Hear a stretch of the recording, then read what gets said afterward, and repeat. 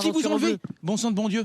C'est devenu un leader, il a changé son style de jeu, il est capable de s'adapter à plusieurs systèmes de jeu, il marque des buts, il est important pour le collectif. Je pense que Didier Deschamps aura besoin dans son milieu de terrain d'avoir des joueurs d'expérience aussi. Moi je pense que s'il avait dû l'appeler, il l'aurait déjà appelé parce que ce niveau-là, Corentin Tolisso, il l'a depuis le début de la saison. Aujourd'hui c'est un joueur qui est capitaine de son club, qui a joué dans des grands clubs. Est-ce que ça veut dire que vous le prenez pour quitte à ne pas le faire jouer pendant un mois? Oui. Connaissant un petit peu Corentin Tolisso, je suis sûr et certain qu'il est capable d'accepter aussi ce rôle-là, qui était le rôle par exemple de Moussa Sissoko à un moment donné aussi dans cette équipe de France-là, parce que il est champion du monde, parce qu'il connaît aussi le niveau, parce qu'il a grandi, il a mûri, et qu'aujourd'hui c'est un grand frère dans une équipe. Donc il peut aussi l'être aussi en équipe de France, même si son rôle il est moins important. Je ne remets pas du tout en question la capacité de Tolisso à le faire. Je remets juste en question la capacité de Deschamps à le prendre pour lui donner un rôle de remplaçant. C'est pas la même chose. Moi, l'équipe de France joue en 4-2-3, nous sommes d'accord. Didier Deschamps va emmener 5 milieux de terrain, à vocation plutôt soit défensive, soit relayeur.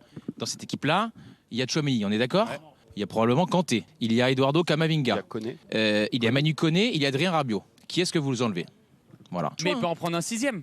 Mais bien sûr. Mais Parce qu'il il y a 26 joueurs, il n'y en a pas 30 et il n'y en a que 11 qui jouent. Mais il peut prendre un 6e. S'il doit changer de système en cours de compétition, il peut jouer comme numéro 10, il peut jouer aussi relayeur dans les deux. Ils peuvent jouer. Numéro 10. Il y a Olysée qui débarque comme titulaire. Vous avez Ryan Cherki qui peut jouer 10, qui peut jouer sur les côtés. Et puis après, vous allez me dire, il faut critiquer parce qu'il est très bon. Il y a Mbappé, il y a Barcola, il y a Désiré Doué, il y a Ousmane Dembélé. Il y a 26 mecs ou il y en a 25. Donc en fait, la question qu'on pose, c'est ça le problème. On va la poser à Valère aussi. Excellentissime. Je le trouve excellent, Tolisso. C'est pas le problème des performances de Tolisso, c'est le groupe de Deschamps, les joueurs sur lesquels il compte. Et ben voilà, le groupe de Deschamps, les joueurs sur lesquels il compte, ceux qu'il connaît déjà, avec lesquels il ne prendra aucun risque. Deschamps, c'est sa dernière aventure. Mais qui vous enlevez? Bon sang de bon Dieu. Mais je rejoins Clément, vous en mettez un de plus. Mais il y en a 25 ou il y en a 26.